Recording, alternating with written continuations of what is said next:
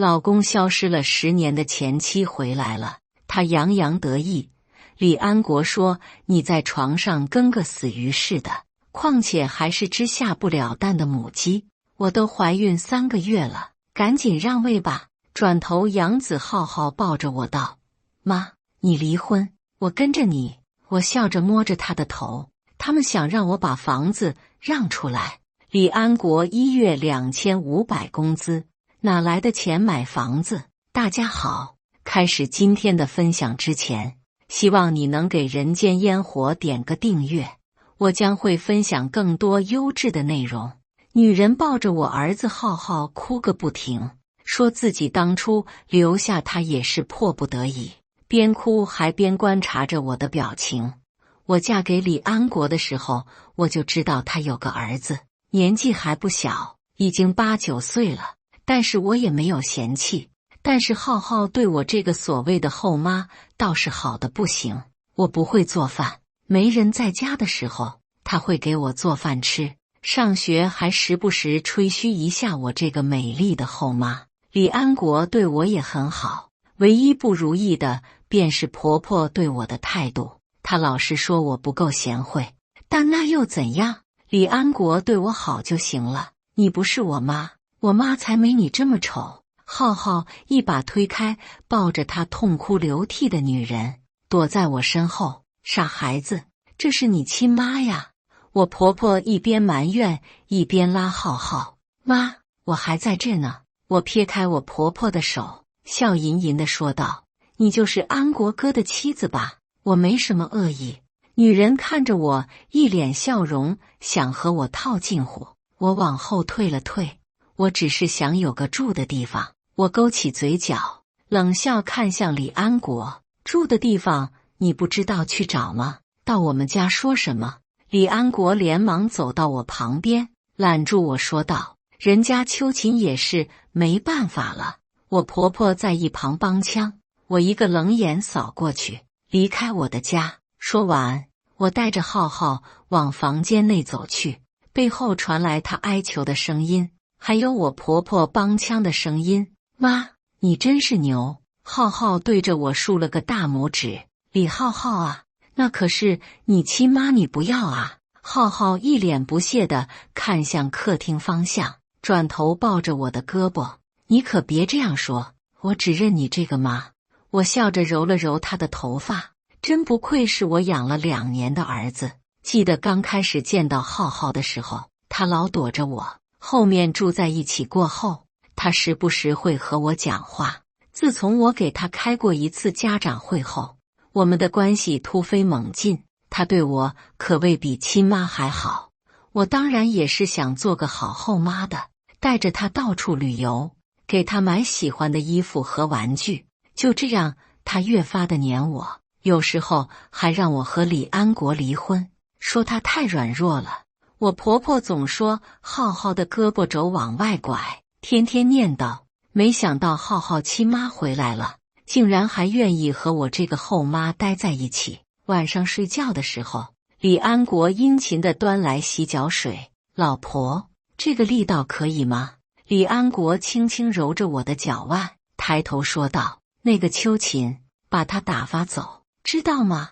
李安国不停地点头，生怕惹我不快。当然，这套房子可是我买的。虽然李安国工资还不错，但是家里大事都是听我的安排，我肯定不会让他住进来的。就是咱妈。我抬起脚，示意他擦干净。那就让他回乡下吧，至少清静。李安国，你要知道房子是我买的。李安国见状，立马低下头不说话了。房子确实是我买的，毕竟我不差钱。至于我婆婆为什么可以那么理直气壮地要求秋琴住进来，可能是李安国说这个房子是他自己买的。结婚以来，我都没有出去上班。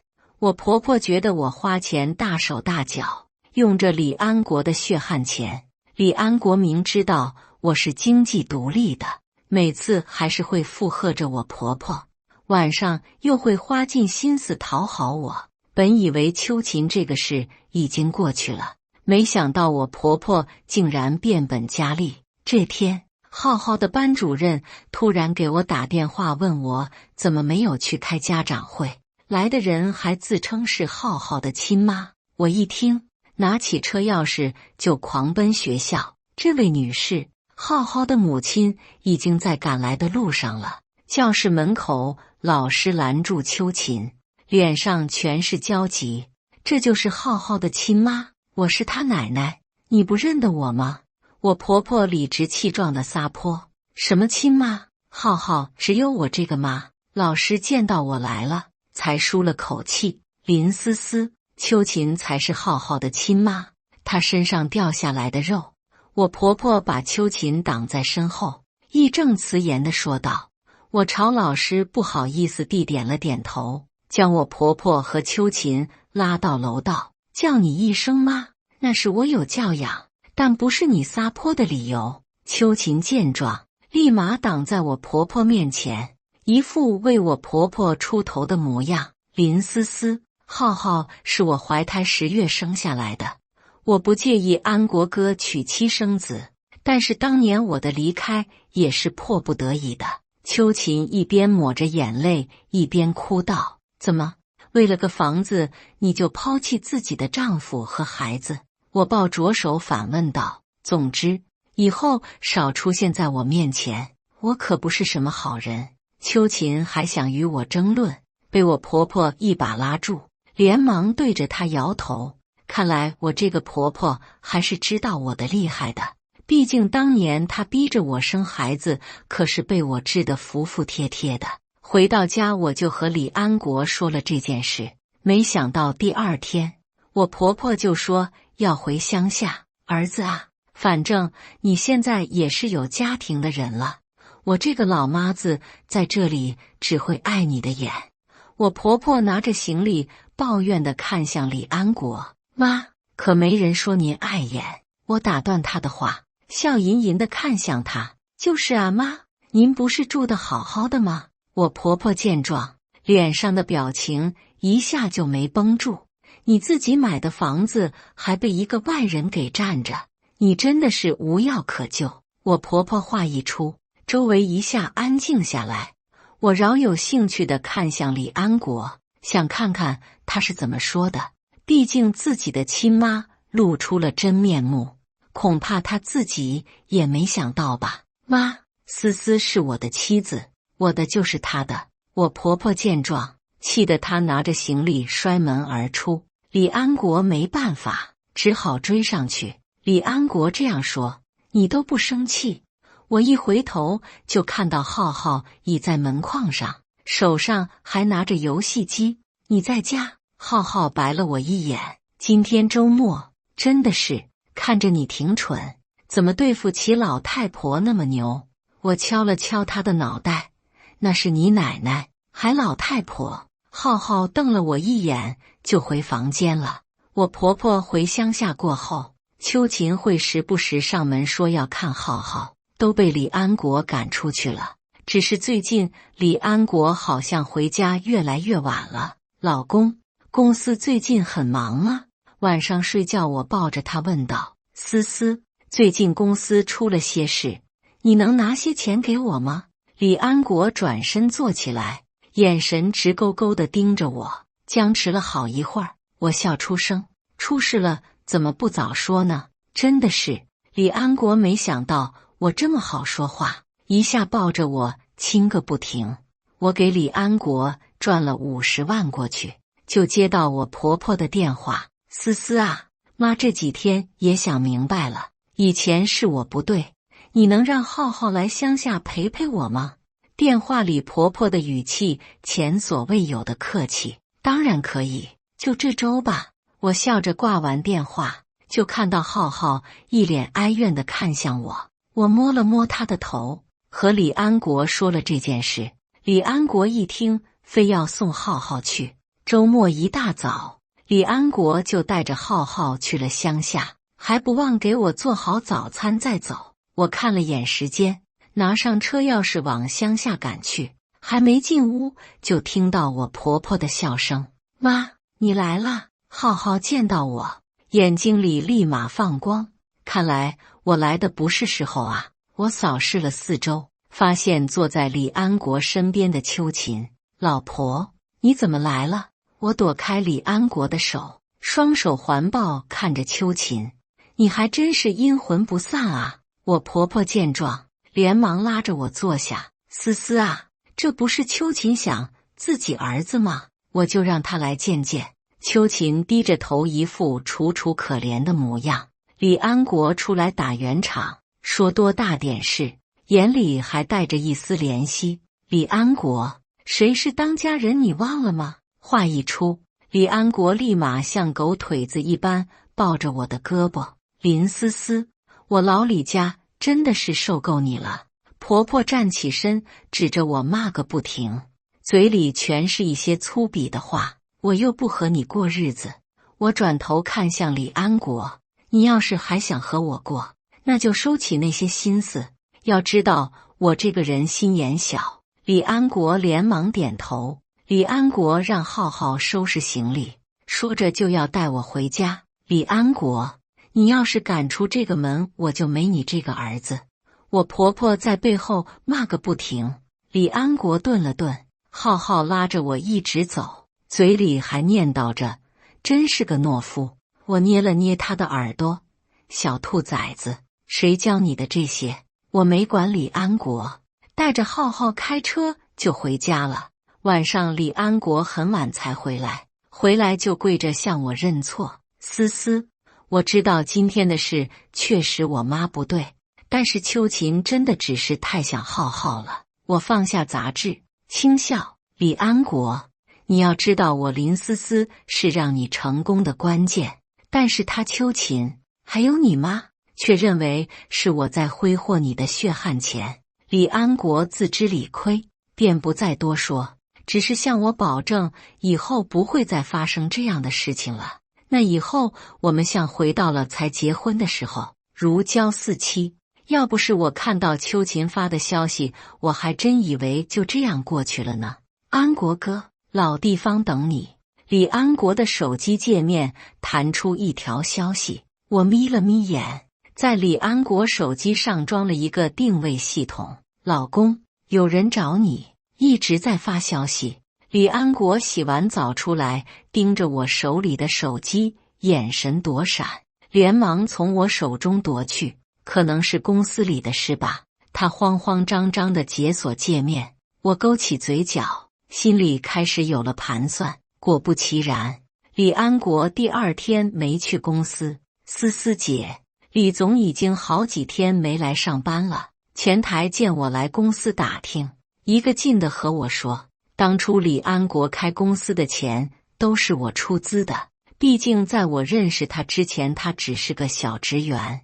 只是后面他一直追求我，我就帮了他一把。慢慢的，我也想有个家庭，就和李安国结婚了。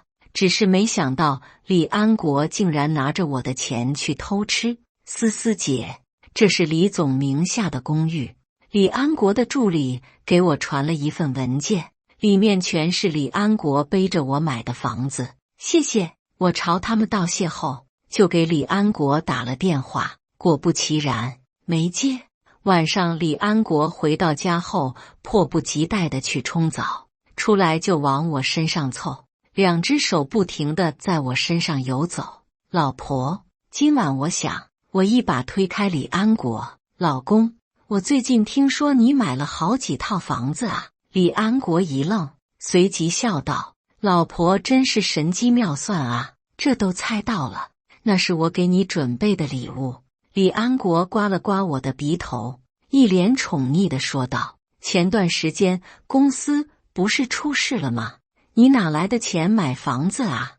我饶有兴趣地看向他说道，之前买得了，没想到公司出事了。我拉起李安国的手，靠在他胸前，那就把房子转移到我名下吧，万一公司出事了，房子都保不住。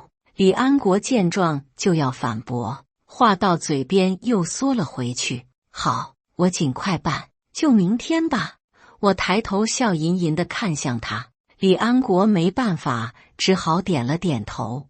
我找了一个私家侦探帮我，随时盯着秋琴。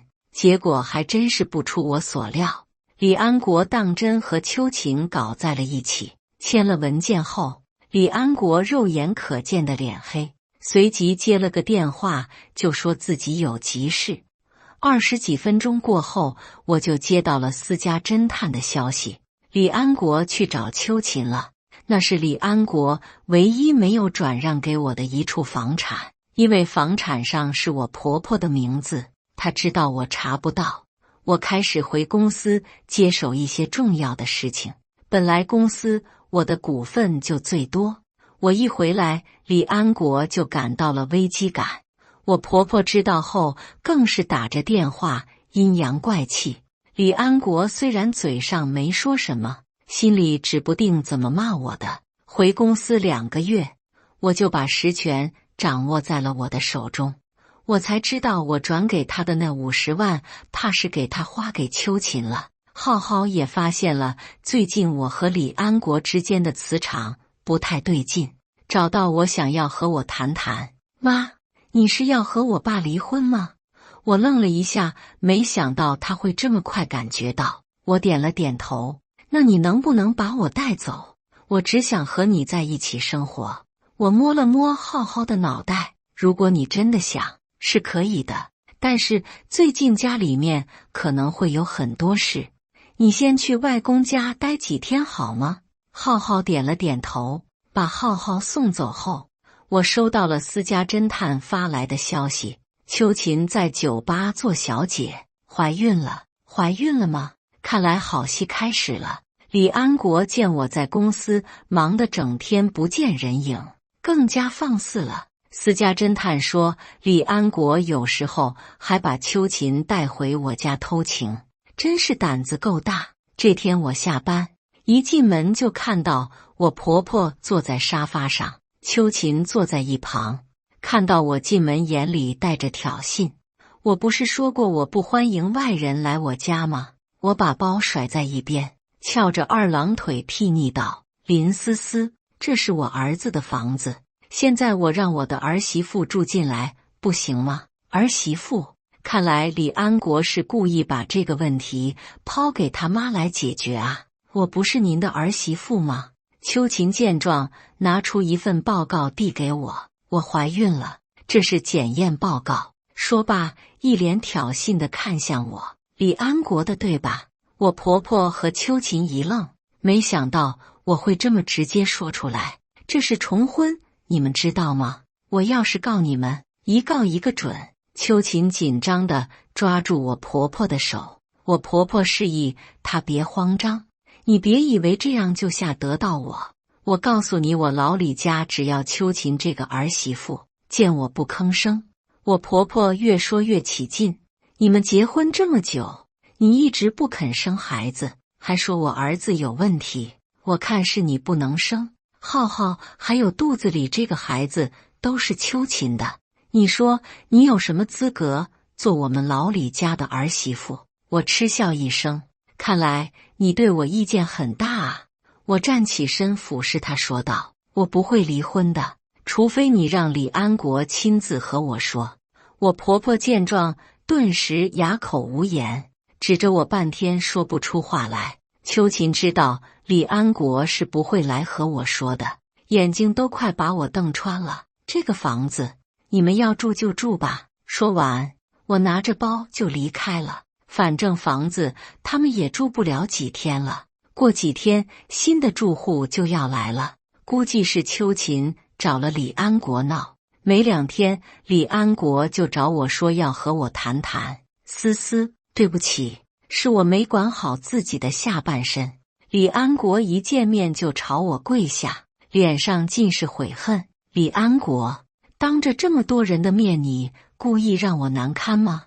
我端起咖啡，缓缓开口，是我不对，但是秋琴怀孕了，我不能不管孩子啊。李安国一脸无辜地看向我，你吃着我的，用着我的，还能说出这么不要脸的话？李安国，你可真是贱！李安国脸上的表情瞬间变得阴狠。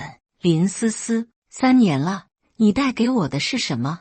你那副高高在上的样子我受够了，在床上也是一副死鱼样。我眼皮一跳，真是养不熟的白眼狼，是吗？离婚可以，但是你要净身出户。李安国顿时暴怒，想要扇我，但是好歹是公共场合，他再怎么也是不敢的。可以，公司必须是我的。我点了点头，还要求他把50万还回来。没想到李安国竟然直接动了公司的公款。其实我是不意外的，因为李安国动用公款不是1天2天了。我管钱比较严，最大多拿钱也是因为工作上的事情。50万那次确实是我疏忽了，还真信了他的鬼话。好不容易把离婚协议弄好过后，物业就打来电话，说是我婆婆闹个不停，让新来的住户很是为难。我带着离婚协议书直奔家里，一进门就听到我婆婆撒泼的模样。这是我儿子的家，谁也不能动。我婆婆拉住李安国，一脸无赖的样子。妈，别闹了。李安国扯了扯她的衣袖，脸上尽是难堪。我让物业把住户先带走，我来处理这个烂摊子。见到物业走了，我婆婆还在骂骂咧咧。看来李安国没和你说这是我的房子吗？见到我，李安国很是惊讶，眼神不停示意我，让我不要说。看来这个女人在这里住了很久啊。我看了一眼躲在李安国背后的秋琴，说道：什么你的房子？只是我儿子买的。我婆婆叉着腰，蛮横地瞪着我。你自己看看这房产权上写的谁的名字？我把文件放到她面前，只见她眼神慢慢变得不可置信，就连秋琴都狐疑地看向李安国。这个房子我已经卖出去了，还有只是离婚协议书，李安国净身出户，还有50万的欠条。我婆婆见状一下，不知道是高兴还是难过。什么50万，还净身出户？我是笑非笑的盯着李安国。李安国的所有财产都是我的，要不是我李安国能开公司，还有浩浩的抚养权是我的。此话一出，3人同时反对。我的儿子凭什么给你？秋琴瞪着我说道：你确定浩浩是你的儿子？李安国不解地看向我，准备离婚的事情吧。就在我走的时候，我婆婆还在咒骂我，说我狮子大开口。呵，真是一群白眼狼啊！官司打得很不顺利，秋琴死活不让浩浩的抚养权。就在我急得焦头烂额的时候，私家侦探带来了一个好消息：浩浩是李安国当年抱来的。因为秋琴的第1胎没活下来，李安国怕我婆婆刁难他，就抱来一个婴儿。看来李安国对秋琴还真是一往情深啊，就是自己瞎了眼，看上了这么个玩意儿，想踩在我头上爬。我弄了个跟李安国的头发，做了亲子鉴定，拿到他们面前。这不可能！秋琴不可置信地看着眼前的报告。浩浩的抚养权只能是我的，还有你肚子里这个真的是李安国的吗？我盯着他的肚子笑道。秋琴神情慌乱，你有病！我这辈子只有安国哥一个男人。秋琴护着肚子躲在李安国背后说道。我笑了笑没说话。最后浩浩的抚养权归我了，浩浩知道后可开心了，还说以后要好好孝顺我。离婚后，李安国动用公款把50万还给了我，还说我就是活该，自己走到今天的地步都是我逼的。搞笑，当年不是他主动凑上来，我会注意到他。秋琴以为自己过上了富太太的生活，整天发消息骚扰我，说李安国又给他买了什么，带他去了哪里。殊不知李安国动用的都是公司的钱，作为公司的法人，李安国挪用公款也不是一件小事。我已经让股东们把股份转移到李安国的身上，再补偿他们一笔钱。他们也知道公司已经快破产了，这种确实是最好的解决方法了。只是他们没想到我会做得这么绝。李安国知道后，不知道有多开心，就连秋琴都开始大手大脚的花钱，短短几天就花了将近几百万。结果没几天，李安国就被巨额负债压得喘不过气来。林思思，是不是你搞的鬼？李安国气冲冲地找到我，一脸凶狠地看向我，手上还拿着一根棒子。怎么？我说是我的话，你要打我？我看着他笑道，反正你现在一无所有了，怎么不把公司抵押出去？听到这话，李安国像是抓住了救命稻草一般，转身离去，嘴里还念叨着有救了。结果就是我收购了李安国的公司。这下李安国彻底傻眼了，这一切都是我设的局罢了，渣男就应该是这种下场。没想到的是，李安国竟然反常的找到了我。思思，对不起，你能原谅我吗？李安国跪在地上，满脸的期待，笑死，还真把我当冤种了。我佯装难过的将他扶了起来。但是秋琴呢？你真的就不在乎了吗？说到秋琴，李安国表情松动了一下。这样吧，我家里还缺个保姆，你看是你来还是你妈来？李安国只拍胸脯，思思，只要你肯原谅我，保姆什么的都不在话下。我点了点头，我知道他只是想要从我这里得到钱罢了，在秋琴面前不失了面子。私家侦探说，李安国每晚回去，秋琴都要给他按摩。秋琴好像还不知道李安国破产的事情。我给秋琴发了个消息，约他在家里来，名义上说的是约他吃饭，想要把事情说清楚。不出我所料，秋琴果真来了。林小姐，你家真是气派啊！秋琴一进门就四处打量，眼里的嫉妒都快溢出来了。先坐会儿吧，我让佣人倒茶。秋琴故作富太太的模样，朝我颔首。不一会儿，李安国端着茶杯就走了过来，低着头自顾自地倒着茶。安国哥，秋琴一脸不可置信地看向李安国，李安国同样抬头震惊地看向秋琴。怎么不认识自己老婆了？我端起茶杯笑道。李安国转过头，恶狠狠地看向我。你故意的。我耸了耸肩。安国哥，你怎么会在这里？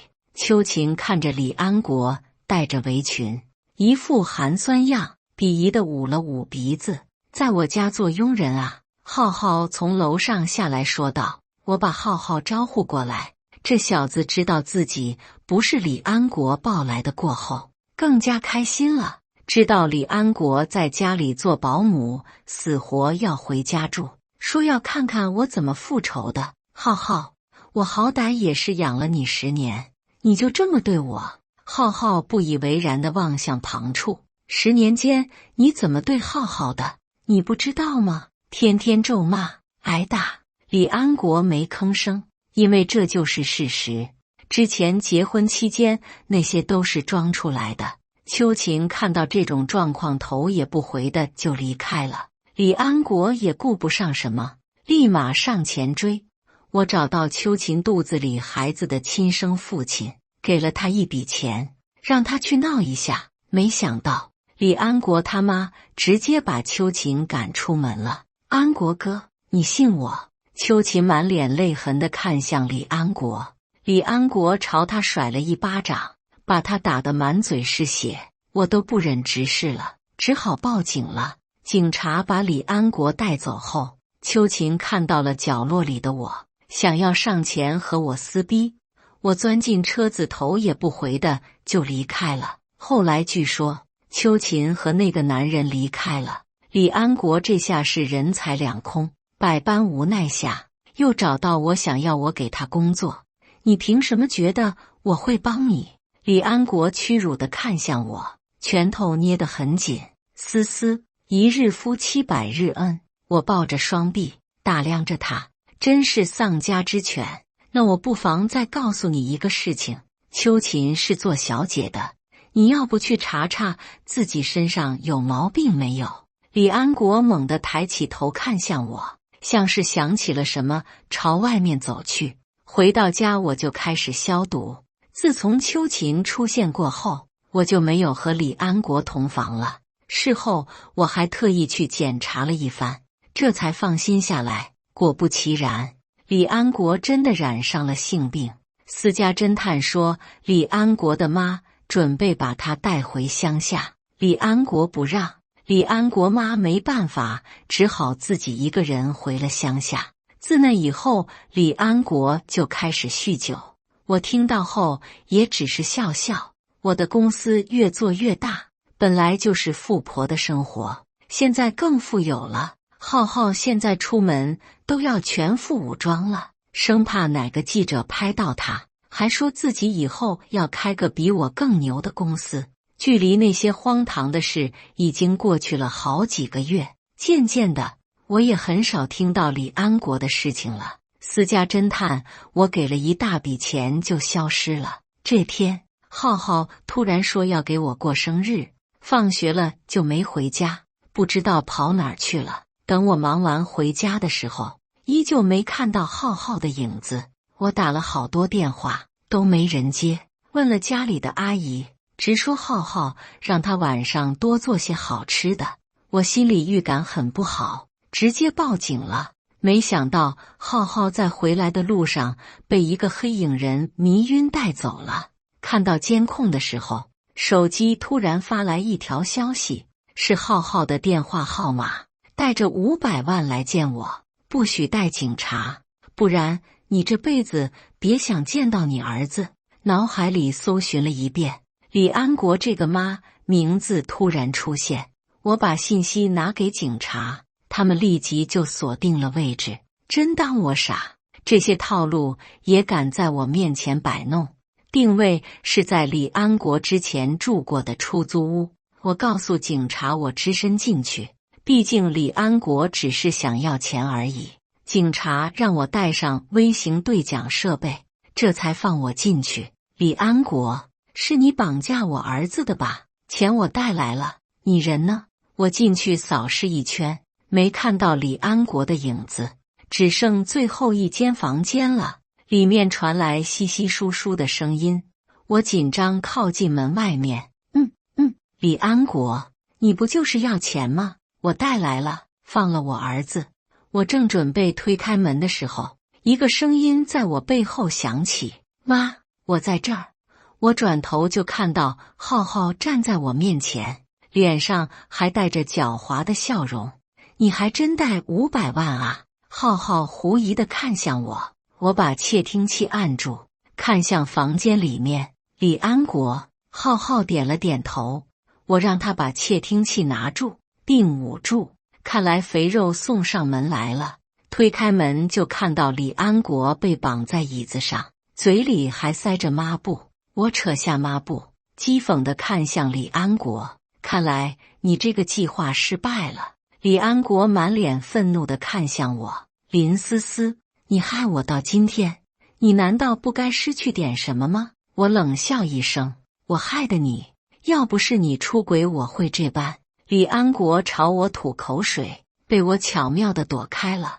我嫌弃地拿出纸巾擦了擦手。要知道，当年你接近我也是为了钱，当时我想安稳就和你结了婚，本来我只想好好做个全职太太，是你自己做的。李安国不屑地看向我，就你在床上那个死鱼样，哪个男人会喜欢？我做的已经够好了。李安国边说一边打量着我，当该说不说，你的身材还是很好的，眼里闪着猥琐，看向我的胸部。砰！浩浩推门而入，抄起拳头就往李安国身上砸。李安国被打得嗷嗷叫，这时候浩浩又惨叫起来，晕了过去。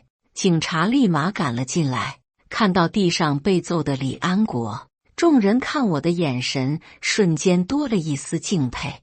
我看向在地上躺着装晕的浩浩，心里也是佩服，不愧是我带出来的儿子，就是这么牛逼。李安国被带走的时候，嘴里还在嚎叫，那个小兔崽子打我，我是受害者。警察只当他在胡言乱语，不理会他。我笑了笑，这场闹剧算是结束了。浩浩还是进医院检查了一番，说自己当时醒来过后就被绑在椅子上。李安国客厅内喝着酒，还带了些小姐回来，嘴里说着自己有病。那些女人想跑都被李安国打了。浩浩自己解开了绳子，然后趁李安国不注意把他绑了起来。加上李安国喝醉了，本来就使不上力，浩浩又是练散打的，几下就把李安国制住了。那几个女人趁机逃了。听完后，我心里一阵后怕，以后不许这样了，知道吗？我揪起浩浩的耳朵说道。出院的时候，浩浩非得去一趟蛋糕店，他拿着蛋糕出来，脸上尽是骄傲。我自己做的呢，只是你的生日已经过了。眼眶突然有点热，我揉了揉他的脑袋。再过一个。浩浩愣了一下，我们像相视大笑起来。虽然有一段失败的婚姻，但好在我收获了一个好儿子，真是赚大发了。浩浩视角，从我记事起，我就知道我不是亲生的。李安国，我名义上的父亲总是对我辱骂，说我是扫把星，把他的妻子弄丢了。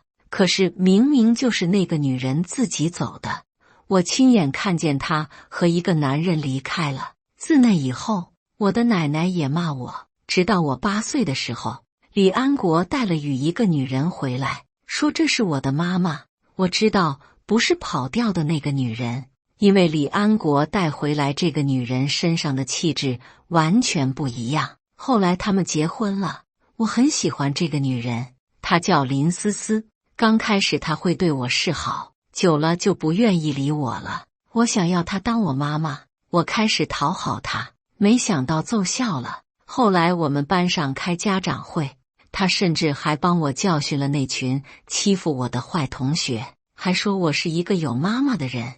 没想到当年走掉的女人突然回来了，还抱着我一直哭。我看见她很抵触，一直拉着林思思，没想到那个女人竟然要抢房子，真是可笑。这家里面一砖一瓦都是林思思的。李安国那个老油条甚至出轨了，好在林思思不傻，一下就察觉到了。我知道他们要离婚的时候，我很怕林思思不要我，我不想在那个令人窒息的地方待了，我想一直跟着林思思。她答应了，还知道了我是被抱养的。她告诉我的时候，我发自内心的开心，因为我确定了自己不是李安国这个败类的孩子。本以为事情就这样安安稳稳的过去了，李安国竟然要来我们家当保姆。当他见到我的时候，还想和我套近乎，我没有理他，还对他百般刁难。他说有一天要弄死我，我怕了。我给林思思说我想学散打，林思思虽然很诧异，但还是让我学了。我进步得很快，连老师都觉得不可思议。只是我没想到这天来得如此快。我给林思思取蛋糕的路上，被李安国迷晕了。等我醒来的时候，李安国抽出皮带想要打我，结果他点的小姐上门了，一边说着自己有病，一边打骂着那些人。我将绳子解开，把李安国捆在椅子上，在肉眼看不见的地方下了好多死手。李安国大骂着我，说我是恶魔，还威胁我要告诉林思思。我可不怕，毕竟林思思也不蠢。最后李安国进监狱了，我挑了一天林思思出差的机会，去监狱里探监，找了妈妈的助理帮我办事。见到李安国的时候，他已经大变样，活该！我朝着他骂道。李安国眼神像是淬了毒一般看着我，我等你出来，那个时候我应该可以让你生不如死，那个时候你就不能把我妈怎样了。李安国一脸震惊地看向我，缓缓吐出2个字：疯子。我勾起嘴角一笑，疯子吗？林思思，可是我要好好守护的亲人，疯点又如何？以上就是今天分享的故事，大家有什么想说的、想吐槽的，欢迎在下方评论交流，也更希望能给人间烟火点个订阅，我将会分享更多优质的故事内容。